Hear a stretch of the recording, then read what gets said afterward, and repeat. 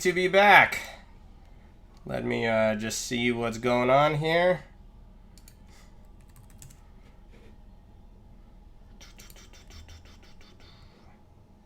Let me announce that the stream is starting.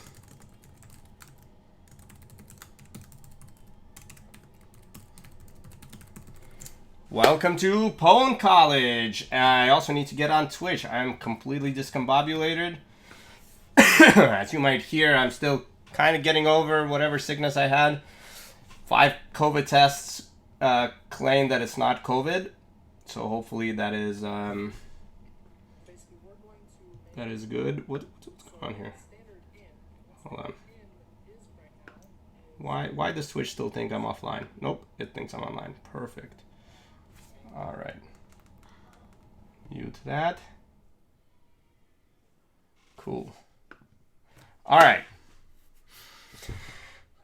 All right, so let's give people a couple of minutes to cycle in. The TLDR is going to be that we're going to launch 2 new modules today. One of them is a brand new module. It's going to be a refresher to assembly. The other module is our shellcoding module, where you will use your refreshed assembly skills to craft a bunch of shellcode that you will then later throughout the course be using to capture flags and so on, which will be super fun.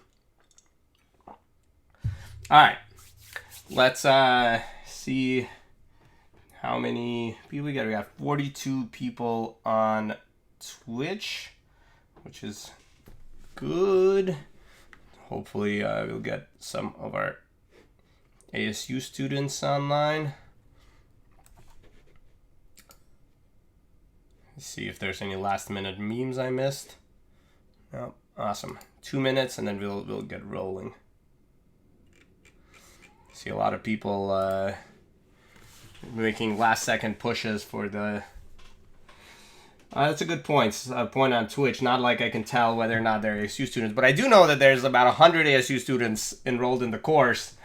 And so if there's only 40 people streaming, then or 40 people streaming my stream, that's kind of weird. Streaming is both the activity and the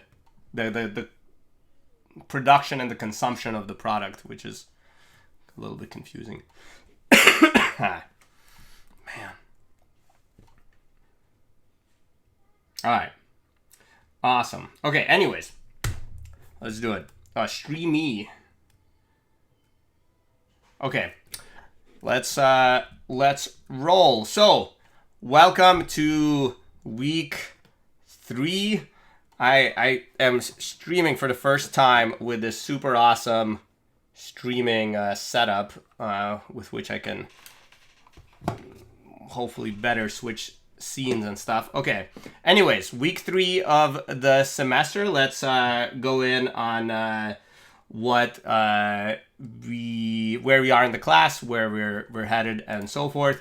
All right. First things first. The CTF last weekend. There were 2 different CTFs that were participated in by 3 teams, which altogether made up 15 students that submitted write-ups, and between those 15 students, they managed to get 9 unique flags across those 2 CTFs. I want to call out a team that managed to break into the top 100 in their first CTF as a team, as far as I can tell, ever played, with a name of To Infinity and Beyond. But that's in the top 100 of F-Word CTF. That's 400 teams. Pretty impressive for a second CTF tackle. So GG. Hope to see more and more from all the various teams in the class. All right, as a reminder for is this Cobra thing that's popping up on Twitch, is that the new POG? That might be a little bit of a yeah, it is. Okay, cool. The new POG got canceled. All right, I'm sure there's a story there. Anyways, the Cobra is good stuff. Yeah, so good job. that's pretty awesome to be able to jump in and just hit the ground running. All right. So this weekend's CTF. There are 2 CTFs this weekend for teams that want to tackle extra credit. About 15% of the class is getting extra credit, which is really great to see. So let's keep that going. Which CTFs do I recommend? I've never played GrabCon, but all CTF it has always been great. You can see which one is kind of more known by the amount of teams that are on CTF time have indicated that they're planning to play. Again, I'm not saying don't play GrabCon or anything. I'm sure it's a great CTF by great people. I just don't have personal experience with it. I do have personal experience with alls, and it's pretty good. Also, someone's mentioning Seesaw. Isn't that the weekend after this weekend? When is Seesaw? Let's go to, boom, Stream Deck. Look at that. Seesaw. What? Why did that autocomplete? Seesaw is a CTF organized by New York University, Tana School of Engineering's Osiris Lab. It's a very big CTF of the year, very important for undergrads specifically because undergrads in Seesaw, the top teams are invited to a finals round, which gets a lot of very good attention from a lot of kind of very pro people.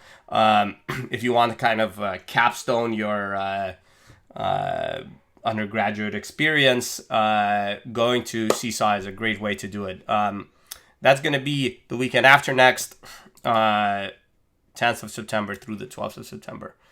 So yeah, that's going to be the CTF I'll highly recommend weekend after next.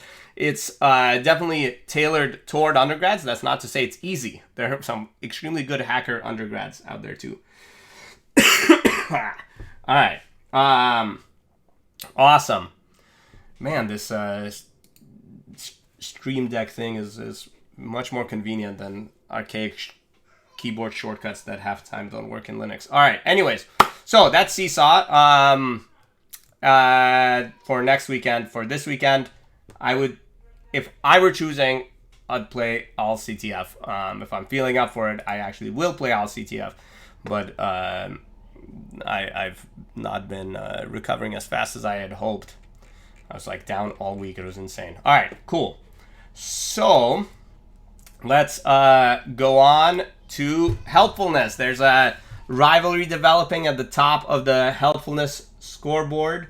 Connor is old news at this point. He's like the 10th most helpful person. He's basically a completely unhelpful guy now. But that's okay because heroes have taken on the mantle, and they're fighting for first place. I mean, of course, as often happens with any sort of extra credit, the people that are earning it the most have A pluses anyways, or I don't know. I actually don't know these people's grades, obviously, and I'm not going to reveal them on stream. But there's a lot of good,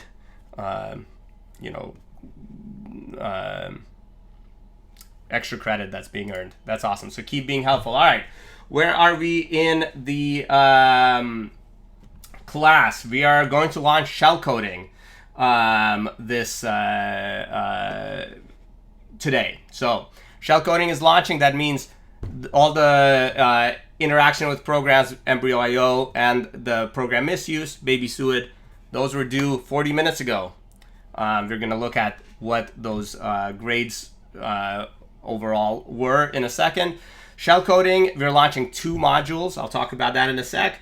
And similar to how we did for the previous set of modules. One is an embryo module that will, teach you things, and then the other one is a module, a baby module that will force you to hack things.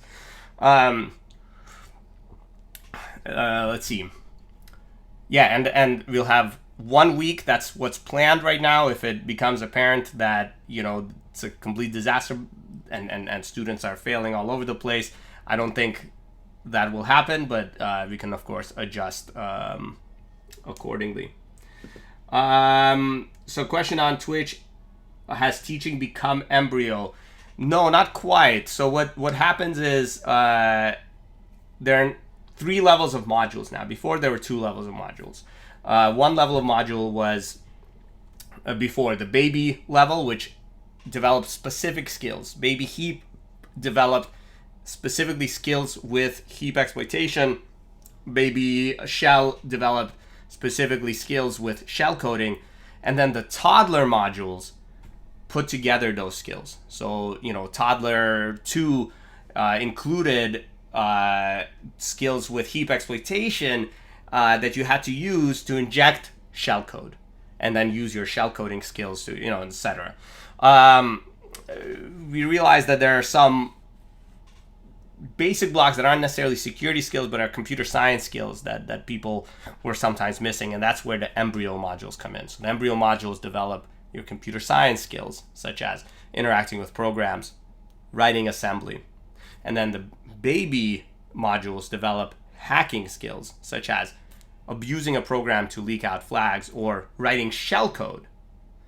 And shell code, of course, is very constrained assembly. And then the toddler modules put it all together. Awesome. All right. So, I forgot all this fancy stuff, and then I forgot to switch scenes. Why embryo instead of fetus? I don't know, man. It's all naming. There are 3 hard problems in computer science, right? Naming, cache invalidation, memory management, and off-by-1 errors. All right, cool. So let's roll on. How did people do? Yeah, I wasn't gonna screw the joke up. Come on, people on Twitch think I was gonna screw the joke up. I almost did. Anyways, how did people do? This is the ASU students that are that solved any baby suit. So if you're going to follow along with kind of the overall performance of the students, so that you can see how your peers are doing, and that we can see how the class overall is doing, and we can make adjustments. As a reminder, if you wanted to rewind a bunch, last year, this was the graph in the end. As it gets more data points, it starts smoothing out curves. So baby suet had a very high success rate, and then we had a massive plummet with baby shell, and then things kind of went crazy over time. Anyways, how are people doing now? Embryo.io, I think, caught people a little bit by surprise. I think part of it was that there was just so much material. And part of it, as someone pointed out in chat, that the late penalty for Embryo.io is lower than the late penalty for baby suet. And so people very much prioritize baby suet, which is the right thing to do. But I hope that the reduced late penalty for Embryo.io encourage you to go back and finish it up, because it is very, very critical to have those skills through the rest of the class. All right, baby suet has been going great. Embryo.io is a good start that I think will improve. All right.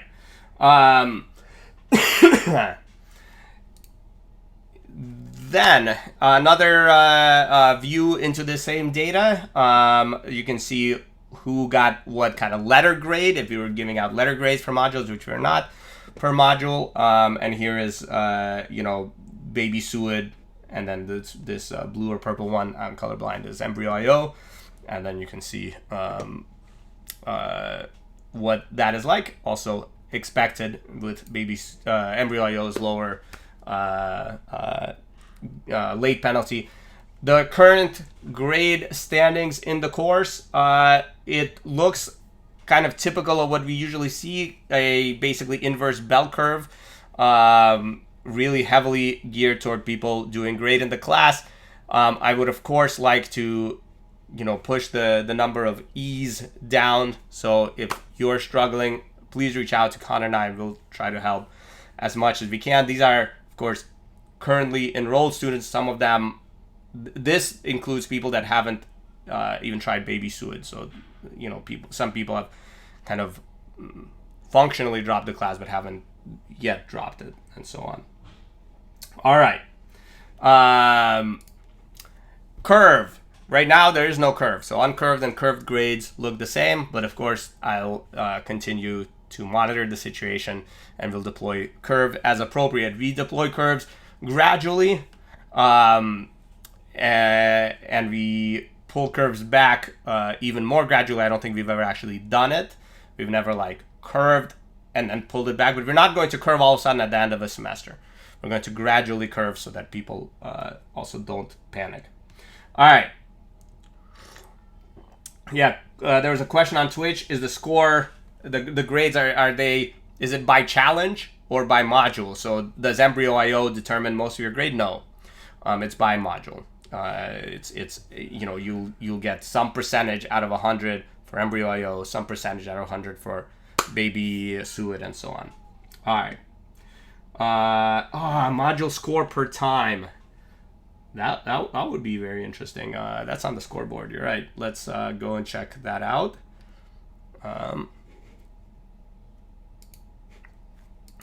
So if you go to dojo.pwn.college,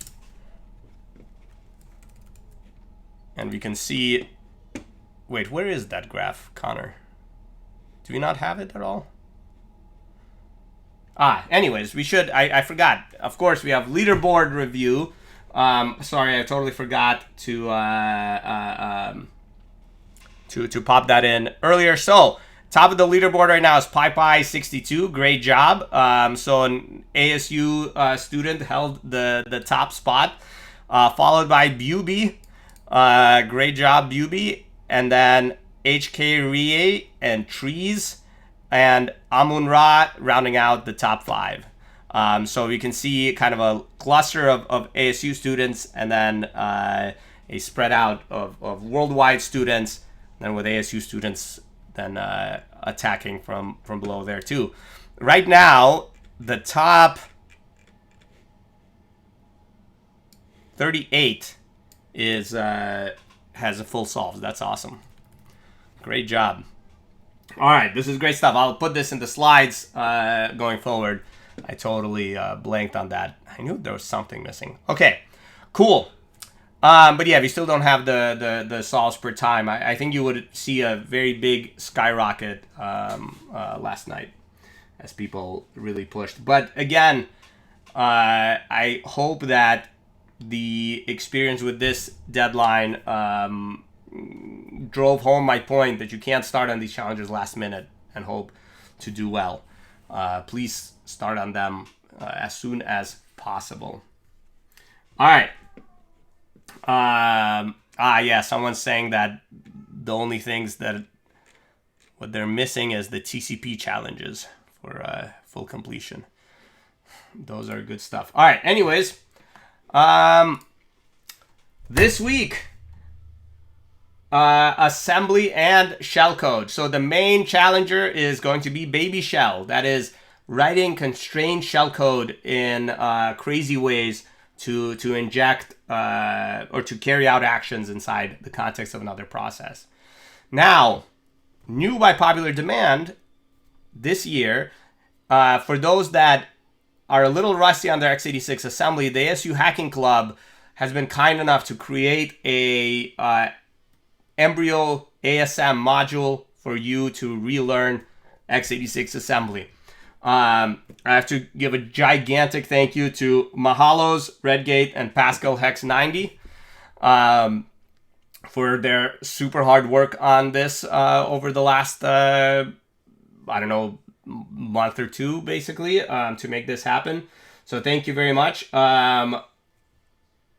This is launching as Embryo ASM alongside Baby Shell. They're both required, but Embryo ASM, I think you'll find, will be a great refresher. I highly recommend do that first, and it'll push your grade ever upwards. So, of course, one way to ease people's transition through the class is to ease the class, make things easier, etc., etc. But that doesn't always actually make things easier.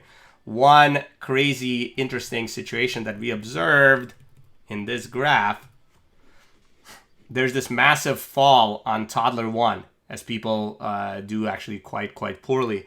I think Toddler 1's biggest problem is it had too few challenges. So you didn't have the gradual progression to learn new concepts. I think Baby Shell was very similar. Baby Shell started you off and like, write me shellcode. People are like, well, I forgot what X86 assembly was. So if you've solved that problem, you can now remember what X86 assembly is with Embryo ASM, which will make Baby Shell much more approachable. So I expect to see everyone just sailing straight through. It's going to be awesome. All right. Question on deadlines. Yes, both are due 12/12. Both are, due 12/12. Both are due 1 week from now, 9/7, 4 p.m. Let me just triple check that is actually Tuesday. Yes. For full credit and half credit until December 12th. Again,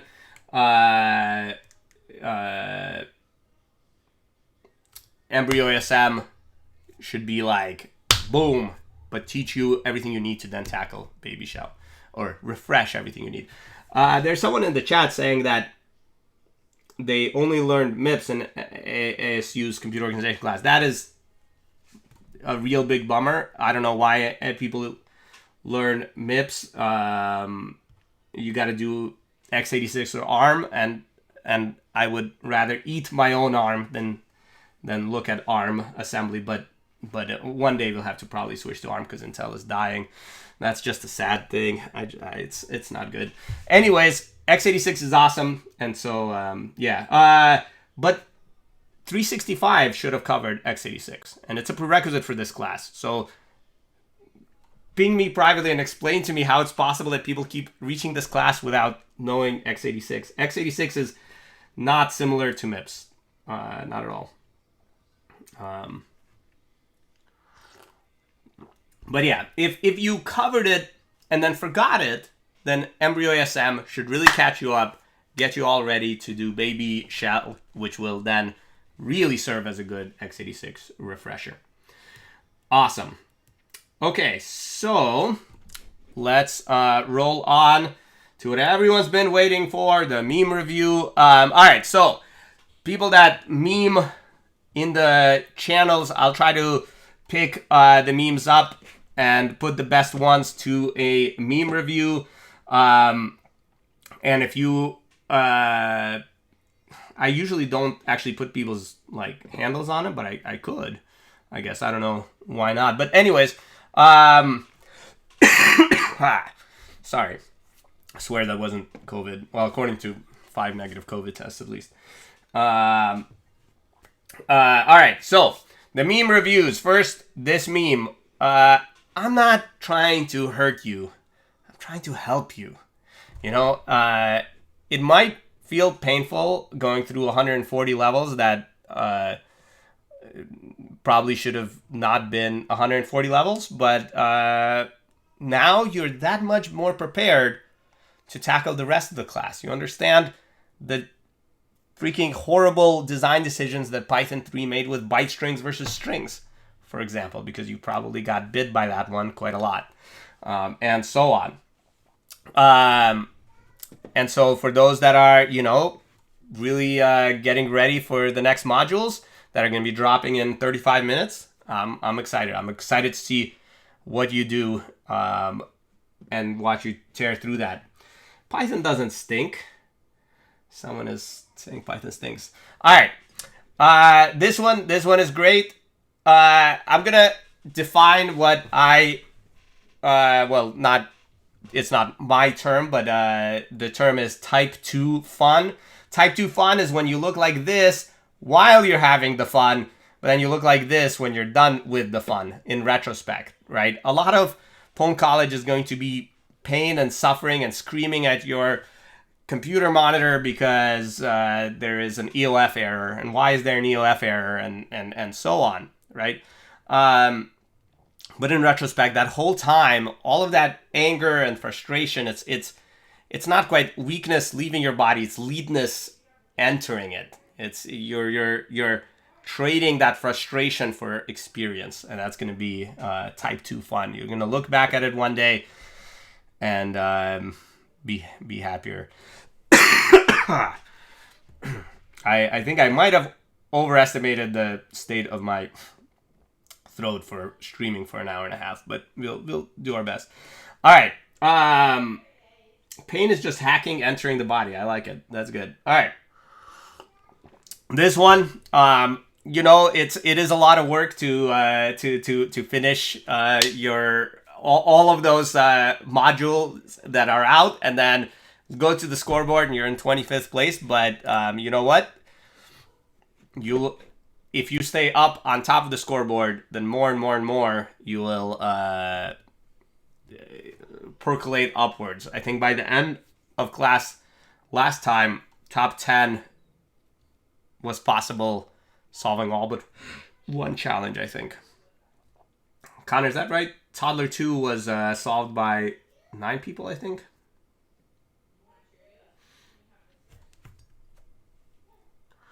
Anyways, Connor probably doesn't remember either. He got about as little sleep that semester as I did. That was a crazy semester. All right, cool. All right, that brings us to the end of the structured part. The rest of the part is going to be on the terminal, where I will go through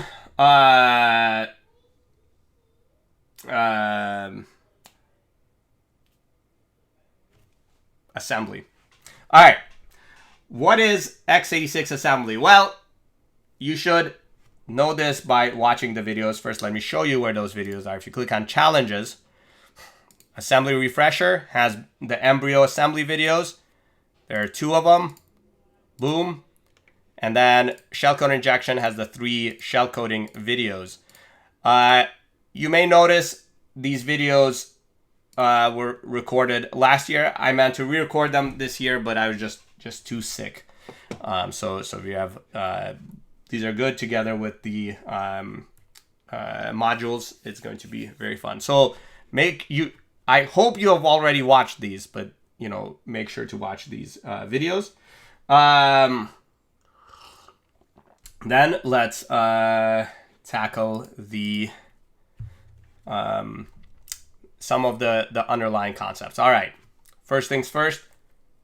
Writing in assembly. All right, so how to write C programs, right? So let's say want to write blah.c. You've done this, especially for embryo IO, etc., etc. One thing that you haven't explored in embryo IO because there wasn't a very good way to do it. I just thought of one. Maybe next time. Oh, it's starting to rain. All right. Anyways, is return values, right? So if your program returns something, you compile it, you run it, returned some value, right? And this value is some number between 1 and 255 that determines you can communicate success and so on back to the shell. All right. How does this work? Well, if we strace this, which at this point you might be a little familiar with, or you're at least familiar with system calls such as execve, strace basically launches a program and logs all of the system calls it makes. The program calls the exit group syscall with the number 42, and that's what makes it exit with 42. How can we write this in assembly? One way that we can write it in assembly is just cheat and copy whatever GCC outputs. So here we disassemble this function. Here's the main function. And all it does is move hex 2A, which is 42 in decimal, into EAX, just the return register for a function, and then it returns, right? Now, this is a function returning. It's not a system call being done. What actually does the system call, if you recall the program interaction lectures, and if this doesn't sound familiar to you, what I'm talking about is this lecture, Linux process loading and Linux process execution. Where's my terminal? All right, there. If you recall that, main gets called by libc start main, and libc start main, and then when main returns, libc start main exits with whatever value main returned.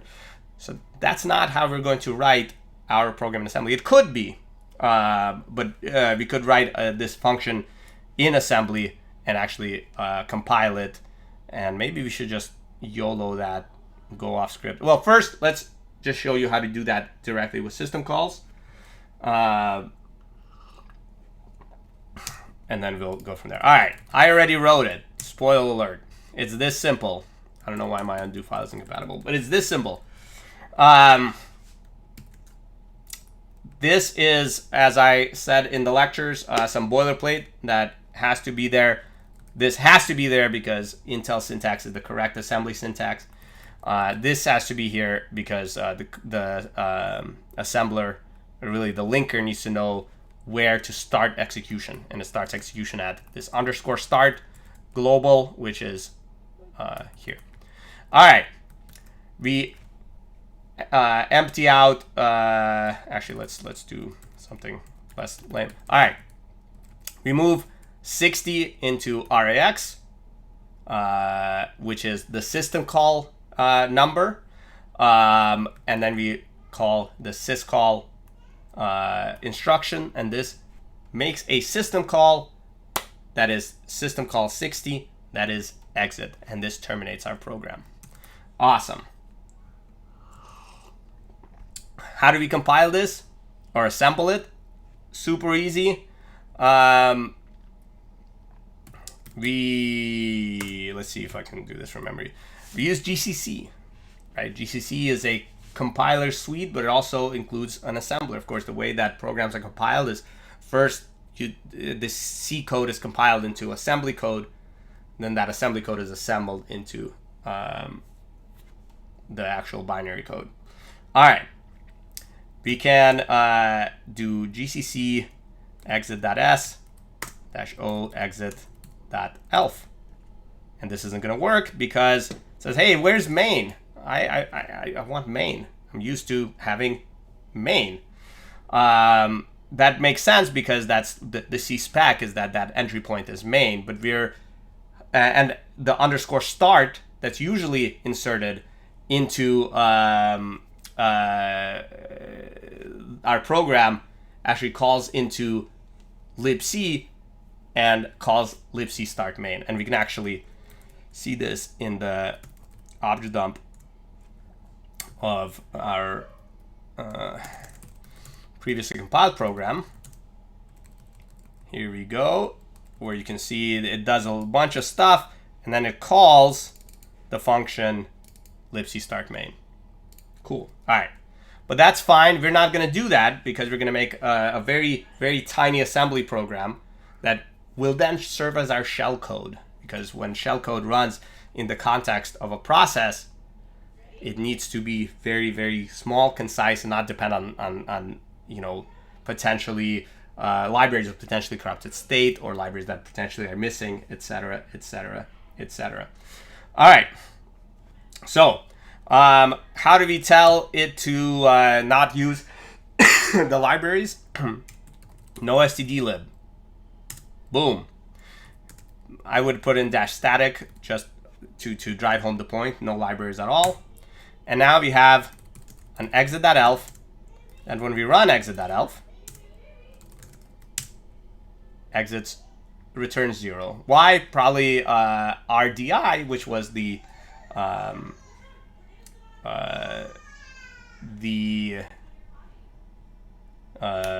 first argument. Let me actually bring up those slides. Where are those slides?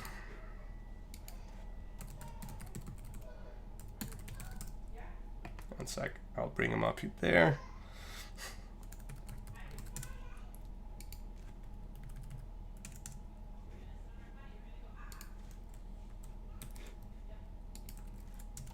All right.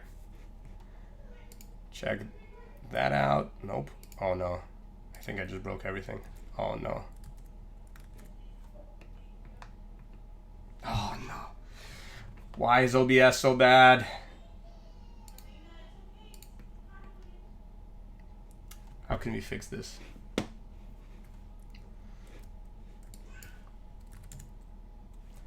How can we fix this? Hold on. Don't panic. Talk to myself. Okay, that's not gonna fix it, is it?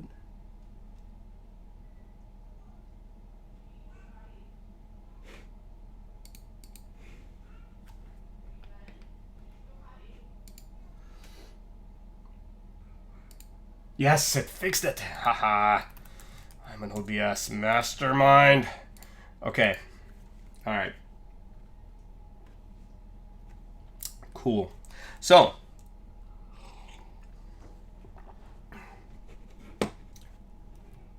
in the assembly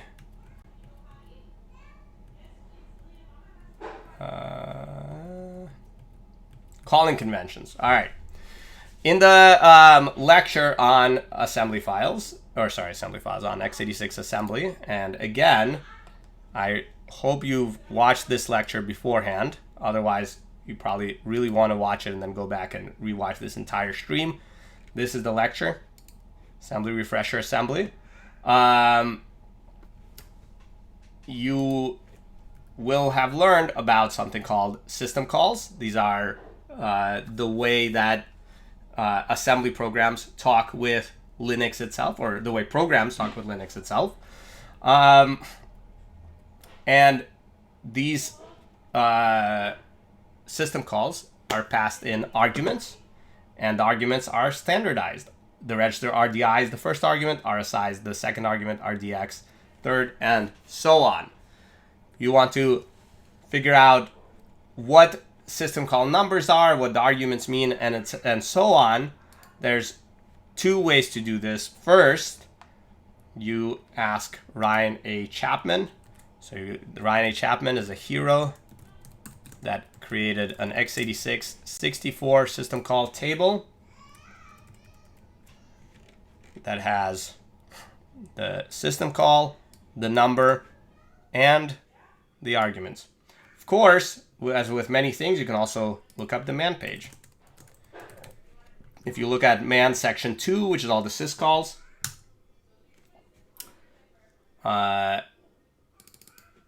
you have the calling convention, or the function prototype, as in its first argument is the status that it'll exit with, and then of course you can read the description and so on. All right. Awesome. So let's go back to my terminal and take a look at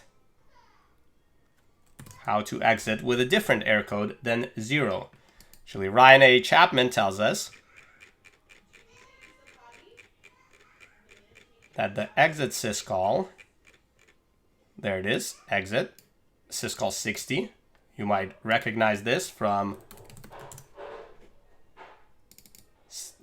what I moved into RAX. Takes an error code, and of course that's in the first argument, which is on x86 64 RDI. Awesome. All right, so I can move into RDI, number 42. I compile this minimalistic program, I execute it, and it returns 42. Amazing. Now, let's strace this just to see what happens. We strace it, all it does. If you recall, when we straced blah, which does the same thing, it did a ton of stuff. It opened files, it opened up libraries. Right here, this is the libc standard C library. It read it all into the process. It memory mapped a bunch of stuff, did a bunch of memory management, and then finally exited. This, boom, just exit. Nice and simple. All right. So let's disassemble it.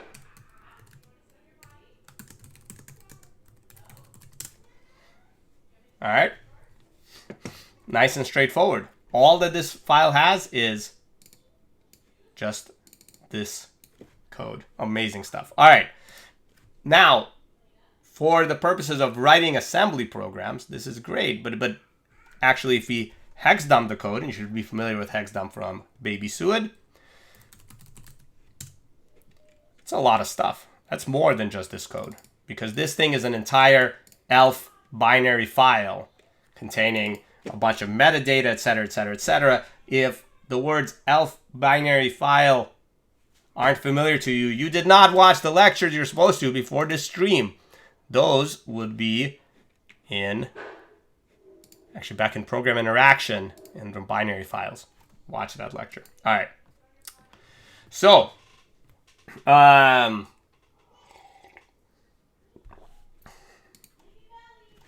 ELF. In both Embryo ASM and Baby Shell, we're going to be working directly with assembly. We're writing assembly. We're not interested in your ELF files. We're interested in the assembly inside them. So we're going to extract the assembly. This creates the file, the ELF file. Here it is. And we want to extract the contents. And we're going to do it with this. The obj-copy command allows you to extract and do a whole bunch of stuff. But in this case, we're specifically interested in dumping the .text section of this ELF into this .bin file. All right. If the words text section sounds weird, well, again, watch this lecture. Binary files. All right. We hit this. Now if we hex dump exit.bin, here is our code, right? When we obj dumped our compiled file, or our assembled file, our ELF file, there's all of this interesting output. Well, when we hex dump it, here it is, right? These are the bytes that represent the assembled instructions, that represent setting the system call number to 60, setting the first argument to 42, and triggering a syscall, which causes the program to call exit, which terminates the process with an exit code of 42. Awesome. All right. If you want to be hip, you can of course put this into on one line. Boom. This compiles it, and if that succeeds, it dumps it out. You can do even crazier stuff. Let's because you've done crazy misuses of GCC now in Baby Suid.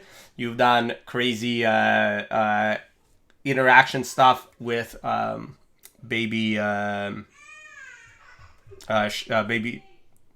Embryo.io. Well, it turns out you can use this knowledge to approximate some of the insanity in our infrastructure. If we're going to do this, we're going to say, okay, we're going to compile exit.s. We're not going to output it into an ELF file. We're just going to output it into dev std_out. Connor, I really hope this works because you've put me up to this insanity. All right. Output it to dev std_out, and that's going to get piped into obj-copy, which is going to take not exit.elf, but dev std_in. Let's see. No, damn it.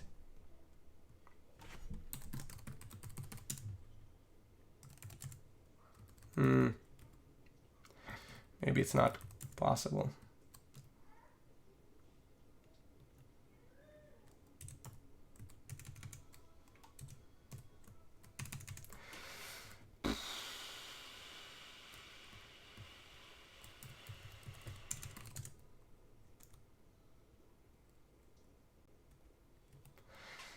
not create temporary while copying. It probably is trying to do things in the same directory. Let's see.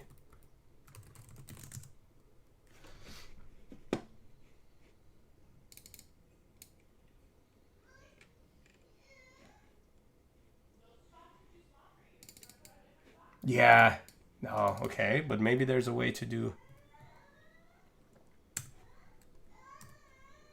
I have one idea, but it's a horrible idea. Hold on.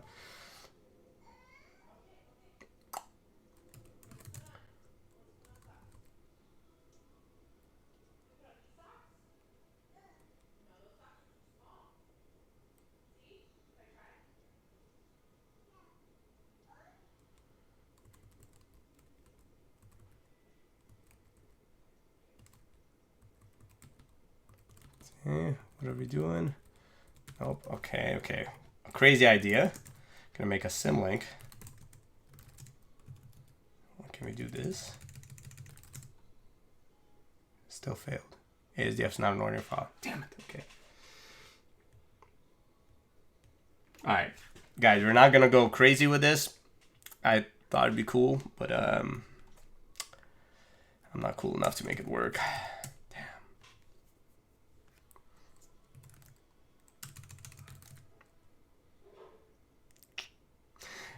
If you figure something out, we'll let you know. For now, just be a normal person, like not like us, and do it that way. All right, great. But inside our infrastructure, just to give you a peek into insanity, we use to create these challenges for you. We're piping out like directly from GCC into devs std out, and it's just insane. It's all crazy. It's just a lot of crazy stuff. Okay, cool. So that is how we will create shellcode. Now, in the shellcoding lectures, we actually cover a lot of different shellcode, including shellcode that is what you need to read a flag from the file system. What you need to do that is 3 system calls: open, read, and write. And I'll just write some shellcode that does that live, so you can see me cat my own flag here. Let's copy exit.s to flag.s. All right. So we need to open a file, read from the file, and write to standard out.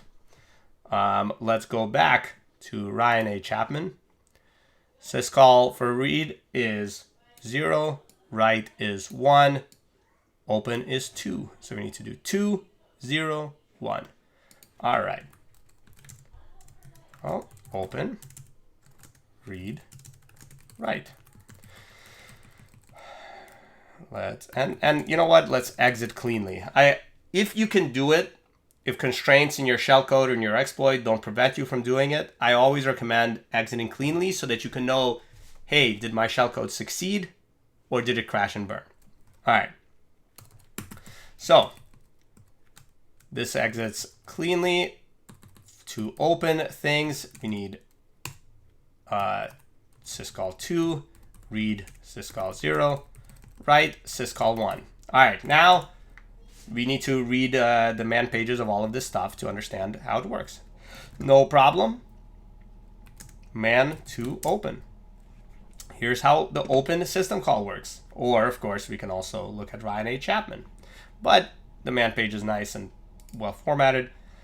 We have a path name and a flag that we need to pass to open something. Let's talk about the flag first. Just search for flags. Argument flags must include one of the following access modes: O read only, O write only, and O read write. It turns out that O read only, which is all we need, we just need to read the flag. We need to open the flag in read mode to read it. It has a value of 0, so that's great.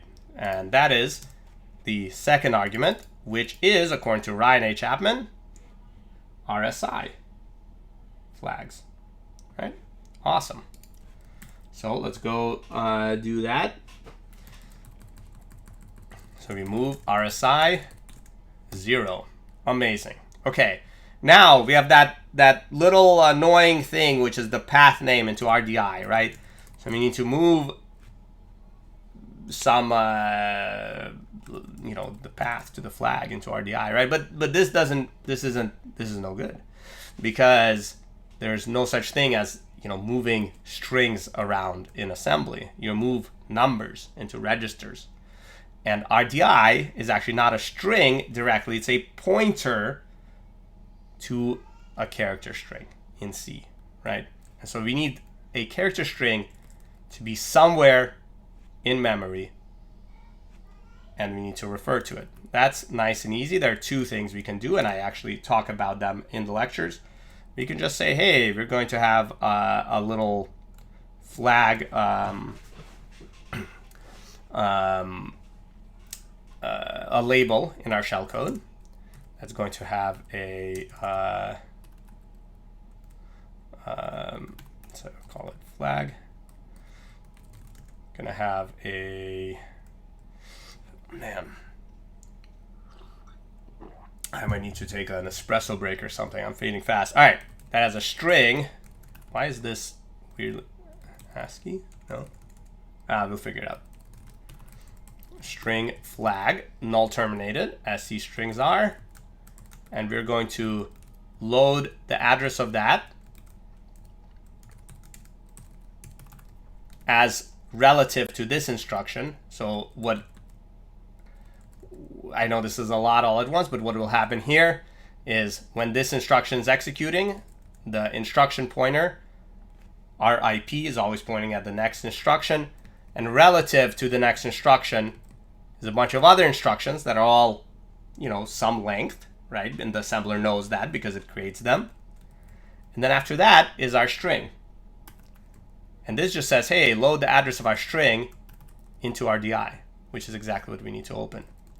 Then we need to read, and then we need to write. Let's make sure this assembles first. I'm almost positive it won't. Oh, it did. Great. I don't know why I was doubting myself. All right, let's disassemble. Oh, no, that wasn't it. It is. Yeah, be careful. Flag.s, flag.elf, flag.bin, flag.elf. Boom. Huh. Okay, let's decompile.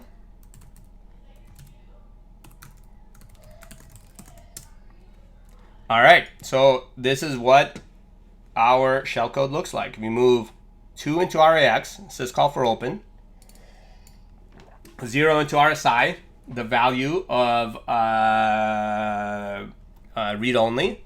We load the effective memory address of our instruction pointer plus hex 24. Our instruction pointer is going to be pointing, when this instruction is running, to the next instruction that will run, 401015. And when we add hex 24, that will be 401039 to this label flag, which contains the data 2F, 66, 6C, 61, 67 null byte.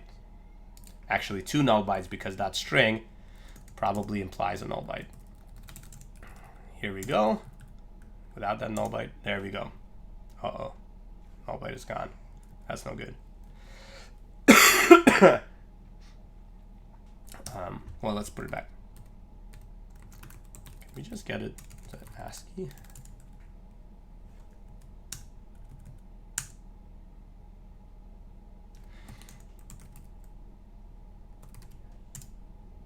Okay, that ASCII doesn't have an implicit null byte.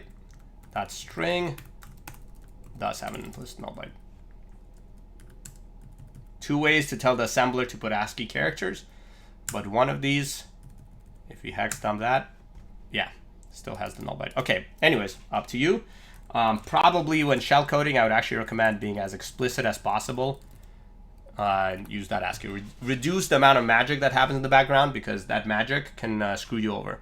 For example, there will be levels that say, hey, there can't be any null bytes in your shellcode. Good luck. All right, so I'm going to pause for 1 second, put you guys on mute so I can blow my nose. 1 second.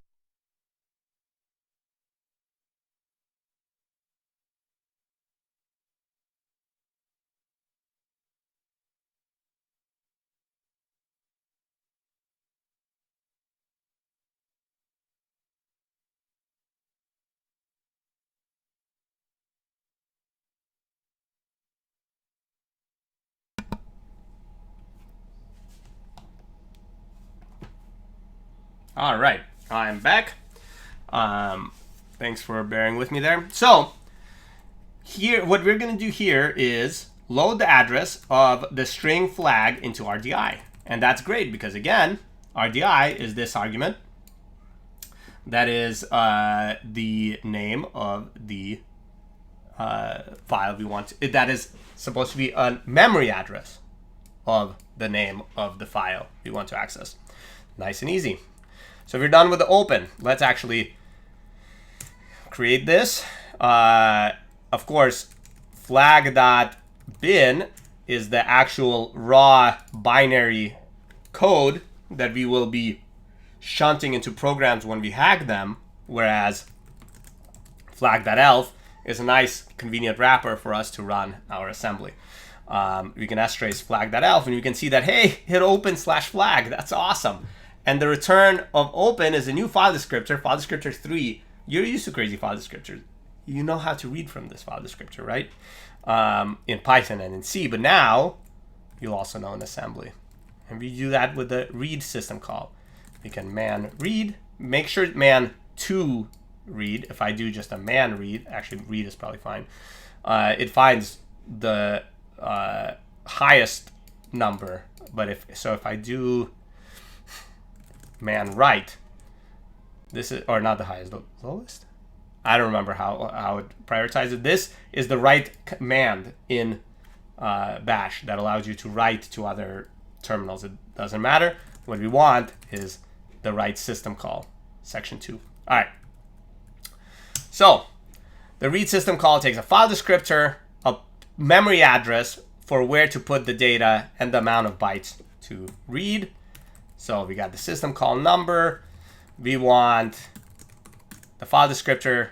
The file descriptor is going to be 3, and it's always going to be 3 in this specific case. If you want to be general, the file descriptor is returned by the system call. Where is it returned? It's returned in the calling convention return value, or it's returned as specified in the calling convention, which is the return value is in RAX. All right. So if you want to be general, you can move RDI RAX. This will take the value in RAX, which has just been returned by the read syscall, put it in RDI. All right. Now, the second argument to read is an address to store data into. There's a number of options. You can say, hey, why don't we just overwrite /flag? Problem with that is the code that's executing, our shell code, is not always writable. In advanced scenarios, it's very rarely writable. And so, good catch, Twitch. So Twitch just caught, who caught it on Twitch? Ramen? No. Astral? No. What the fuck? Oh yeah, Trees, there we go. Trees127 on Twitch just caught that I move RAX 0 before I move RDI RAX. And that's going to cause problems because then I'll read from standard input instead of file descriptor 3. So we do that. Actually, if you want to be careful, we just always do the syscall set last. Oh no. Everything just turned purple because I just installed smart lights and my wife is out there changing light colors for my daughter. All right, well, it's fine. We'll just have a purple situation. Okay, so oh, they're gonna turn green. Huh? No, Siri misheard. Anyways, all right. Where were we? Okay, we have we need an address, right? So we could say, okay, let's do this. Load effective address RSI rip plus flag. In this case, that's not going to work. When I run it through my L file, all of this is not going to be writable. When I try to write to it, it will simply fail. So we need to put, not Kia, Leah. So we need to put an address that is writable. Now we have red light. An address that is writable into this thing. That address is going to be our stack, right? So we have a program stack. You learn about that concept in Embryo ASM if you don't remember it. But that's basically scratch space for our program and a way to keep track of local function variables. We can just move. RSP is already a memory address. In this case, we're loading a specified memory address. In this case, we are moving that memory address already into RSI. Cool. Hold on, this red light is really distracting. I'm gonna change my room's light colors to be normal.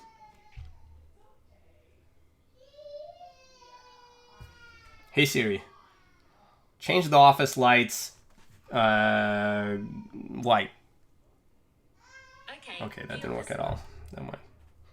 They're still red. Oh my god. This is a disaster. Alright, success. We're back. Great. Alright, so we're back. I have light. Alright, so we have RSP here. Great. RSI. So this is pointing to our stack now, which is awesome. Now just the count of bytes to read. Let's read, and that's the third argument. Where does the third argument go? Third argument goes into RDX, which is same as our calling convention, RDX, right here. All right, RDX. I don't know how many. Let's read 100 bytes. The flag is a set width. I recommend reading that width. I don't remember what that width is, but we're gonna read 100 bytes, and then we'll do our read. And then in the same way, we do the write. So let's do man to write. The file descriptor. So we want to write to standard out, right? You've written to standard out before. You're very used to that. Boom, that's it. We want to write some address. Well, that address is already set to the stack RSI, that second argument. That's where our data is going to be now. This is redundant. That's fine.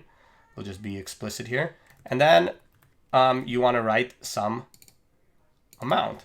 That amount, we could just write out 100 bytes.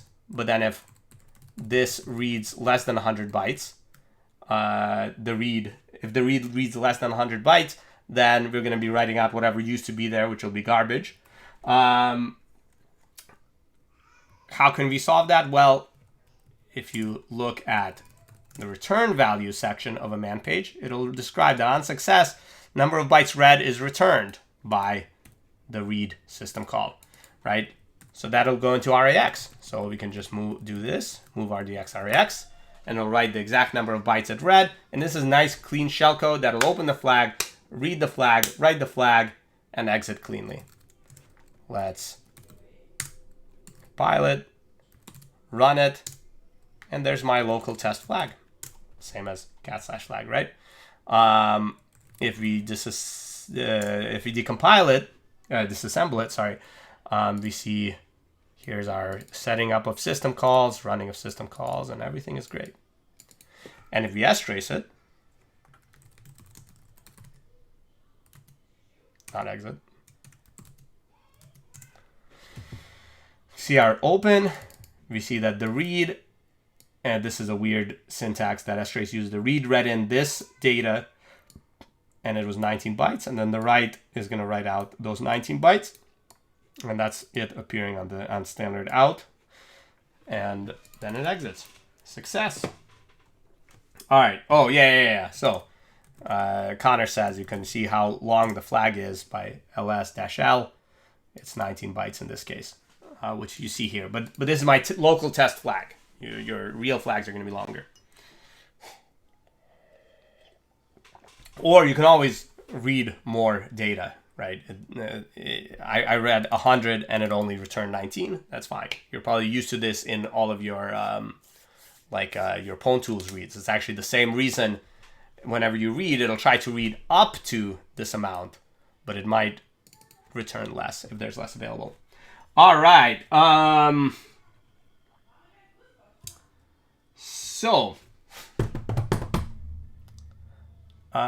This is a basic shellcode that we just wrote from scratch without, I think, a single error, actually.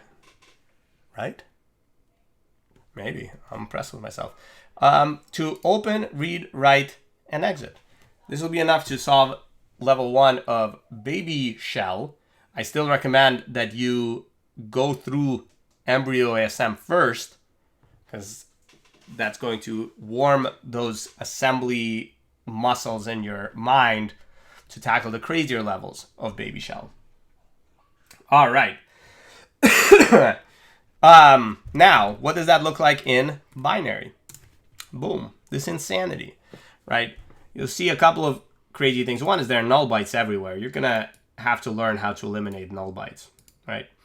And I talk about that in one of the lectures that you should have all watched already. And that lecture is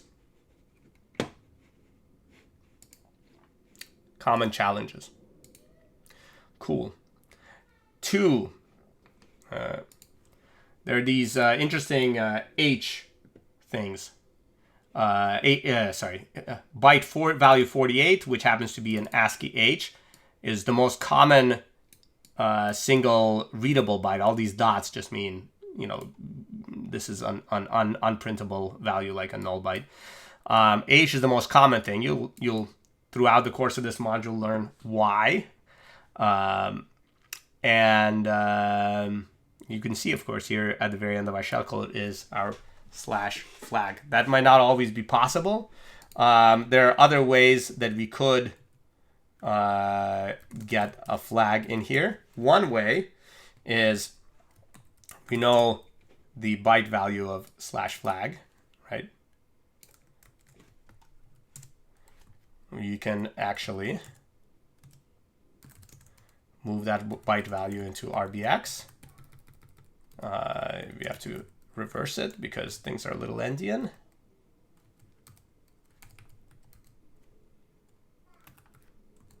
So now RBX, let's just be explicit with a null byte, is this value. We can push RBX.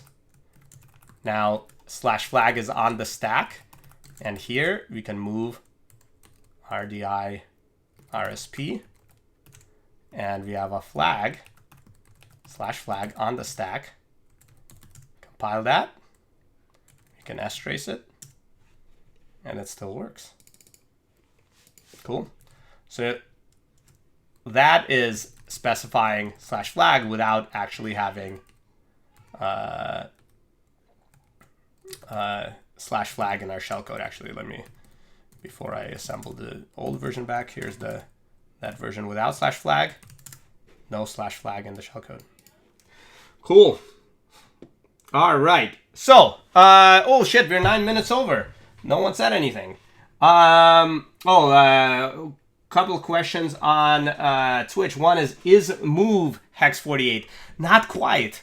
You're really close. Hex 48 is the instruction modifier that makes move a 64-bit move, that makes it work on RAX instead of EAX. All right. Connor, launch the challenges.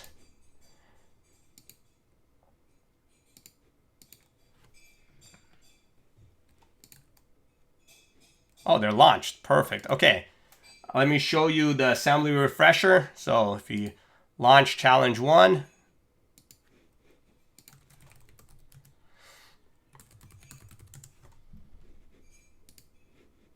no, wrong one.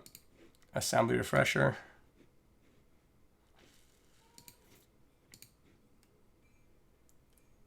All right, I'm gonna just show you how this works. Do I have my SH key set up? No, not on this computer. Fuck it. Okay, we'll just use this guy. Okay, as before the challenge in/challenge, as before you run embryo assembly level 1. This allows you to try the challenge. In the challenge, it describes the challenge and says, hey, you'll work with Connor. I'm pretty sure this is supposed to be a format string. But all right, anyways. You need to set RDI to hex 1337.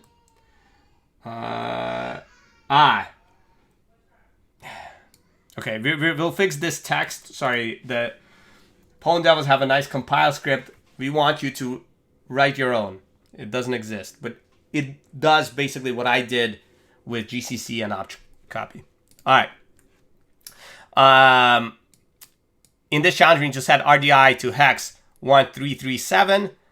So let's figure out how to do that. If we go...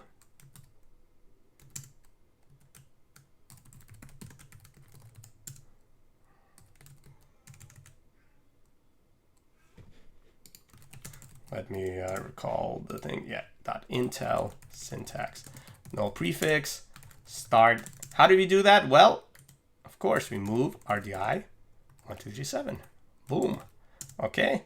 Let's no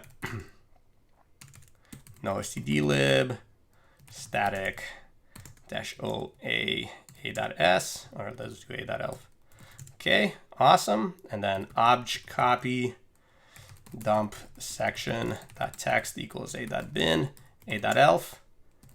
Here's my move 1237, and actually here 539 is the little endian hex value of 1337. You'll learn to recognize that probably.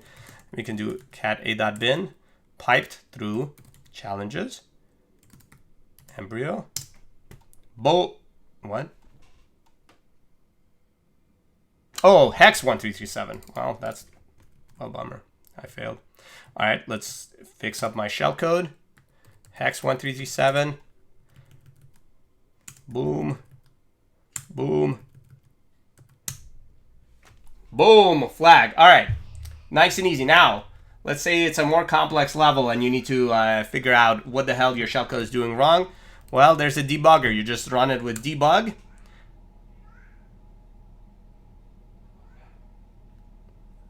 Connor, what's going on?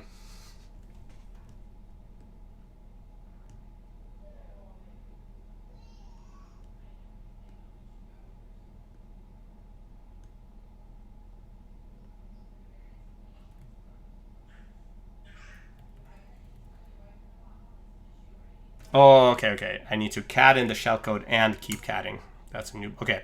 So I hit enter and it will single step through my shellcode, right? And at every instruction, it'll print out what the state of all the registers and the stack and what it's currently executing. There's only one instruction, so if I hit enter, it is done, right? But normally it'll keep printing out the state every instruction by instruction.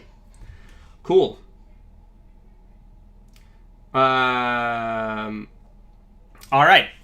Now, of course, there are better ways to debug your shellcode. This should be sufficient for baby ASM, and strace should be sufficient for all of the baby shell stuff. There's also GDB, which is a debugger that you can use to run your shellcode, and single step and so on.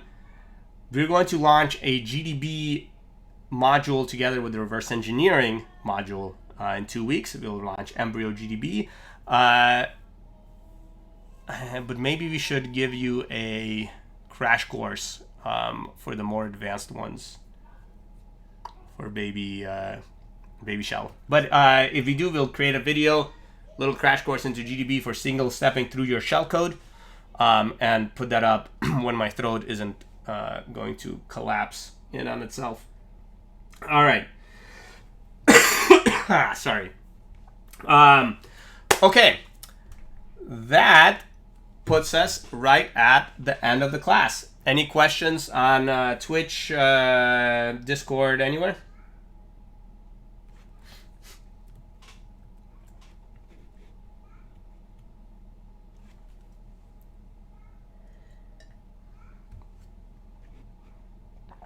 Okay, one question I see on Discord.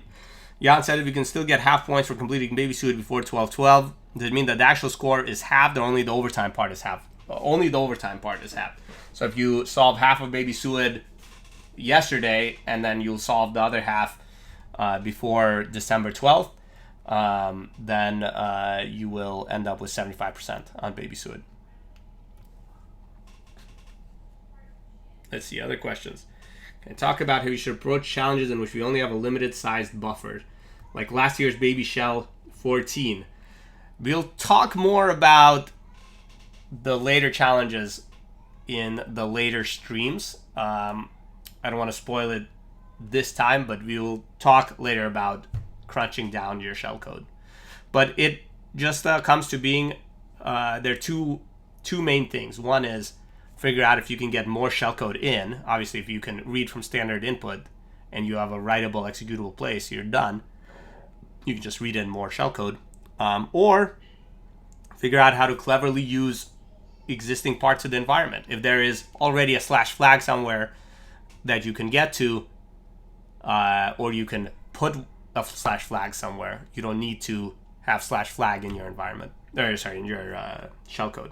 The environment thing is actually a place you can put /flag without putting it in shellcode.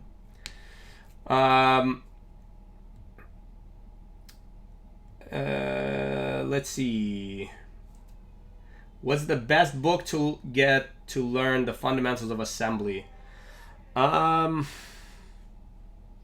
don't know. I've never read a book. I mean, I've never read a security book. I obviously I read books. Read lots of books. Don't worry. The only computer science book I read even was like a video game programming book. Anyways, so I don't know, a book. The best way to learn assembly is this sort of stuff, in my opinion. This is how I learned assembly. Literally, my computer organization class at RPI was a bunch of hacking challenges. This was a very long time ago. All right. Yeah, someone's saying you read Intel's good book. Intel has a very good book. Let's take a look. Okay. Intel X86 Assembly reference. This is a great book. Instruction set reference, volume 2. It is 2,198 pages long. It's great though. It's legitimately really good. Like, you can go into every single, like, you ever wonder what FX restore does? Well, this is what it does. This is how it's encoded. This is the pseudocode of the instruction. I mean, it's insane. For DEF CON finals, we wrote a challenge series using like virtualization insanity. I spent so much time looking at the good book. This is it. This isn't how you learn assembly. You learn assembly by needing to know assembly for certain things like shellcoding, in my opinion, or using Embryo ASM. All right.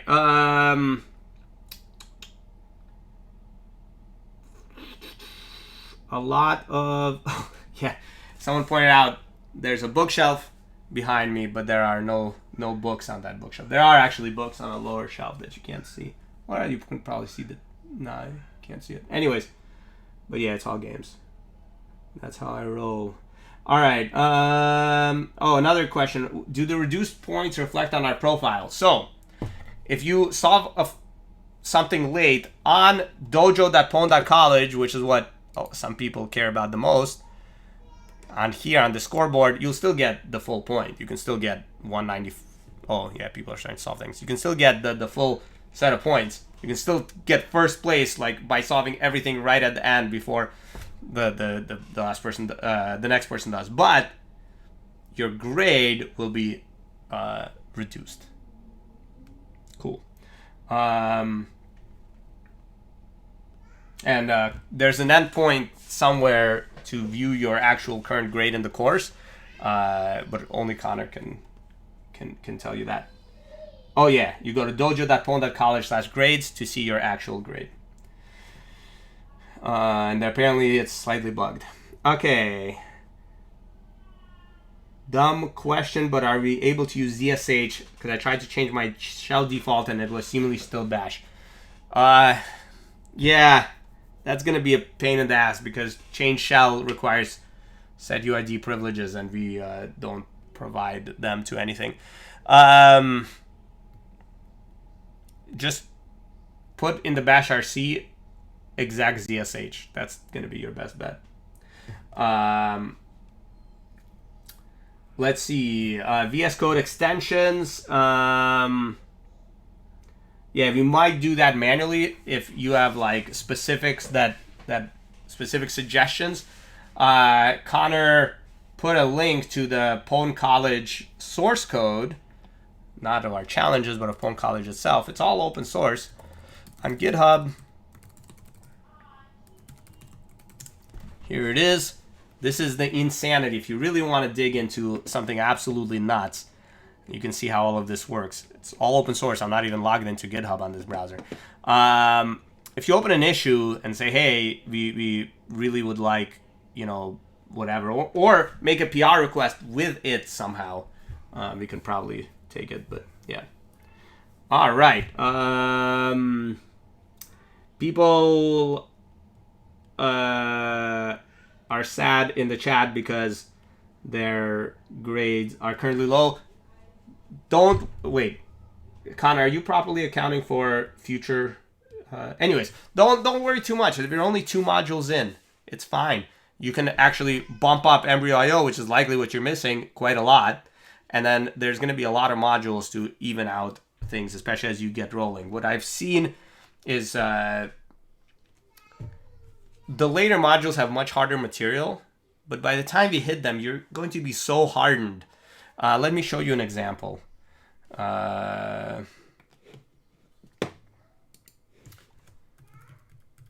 In last year,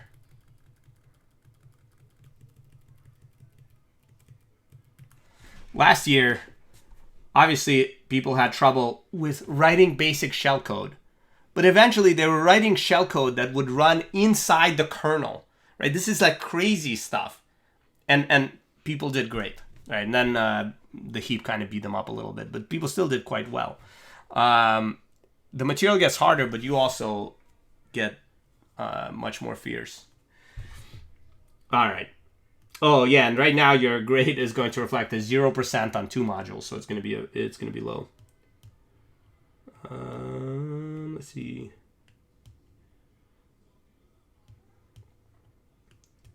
Did anyone try to SSH in? Yeah, you have to start the process.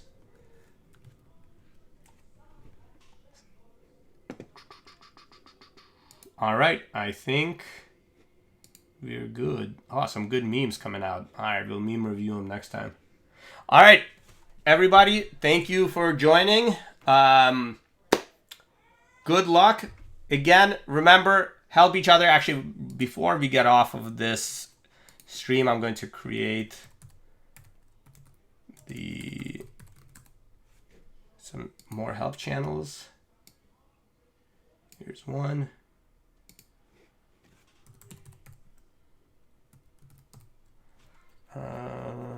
And what is the other one? Yeah, here. All right. I'm trying out 2 different designs of help channels in the ASU Discord. I have a help channel per module. On the worldwide one, I have 1 help channel. If people have thoughts, if they would like the broken out per module help channels in the worldwide one, I can do that as well. I'm not sure which one is better yet, but we'll settle on 1 design going forward. Cool. Otherwise, good luck. Help each other on the channels. Ask us for help if you're really, really stuck. Make sure to ping us if you need help in a channel, but it's not going answered for a very long time or something along those lines, or if everyone is lost, tag Connor or me in. Otherwise, presumably, I'll continue to get better, and I don't know, might be optimistic to expect an on-campus stream on Thursday, but it could happen. And then we'll also figure out a regular date for Connor's TA stream whenever is most convenient for him and so on. And that one will be on Twitch because Connor is a hip person that lives on the internet, except for when he's walking. Anyways, all right. Good luck. Refresh that assembly and write some shellcode. I'll see you on Thursday. Ciao.